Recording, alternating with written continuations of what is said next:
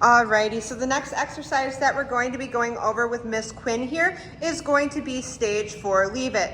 Now for stage 4, leave it, we're going to be working away from leaving an item on the floor. So we're going to put a container of food on the floor and we are going to start at a fair distance away from it, marking and rewarding anytime Kiki chooses to move away from it.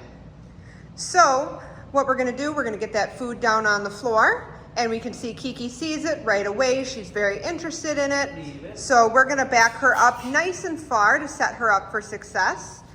And now we are going to start moving back and forth, marking and rewarding anytime she chooses to leave the food. So if you see right there, she looked at it, she pulled a little bit and then turned back to Alex. So he marked and rewarded.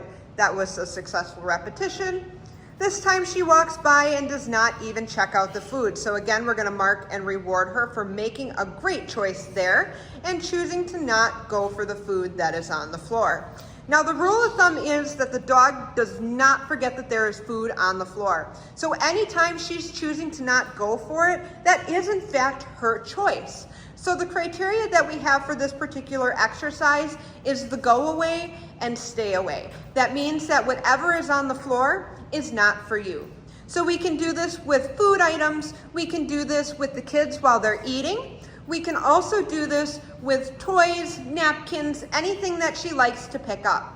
We do want to make sure that we have a leash on when we are doing this exercise, just so we have a little bit of protection if she decides that she does in fact want to go for the food or whatever item is on the floor. But we want to maintain criteria, and that means for us that we are just hanging on and waiting for her to turn back around. We are not going to be yanking her backwards. We're not going to be, pulling her really hard. We're just going to hang on firmly to the leash and wait for her to make that decision to move away from the food.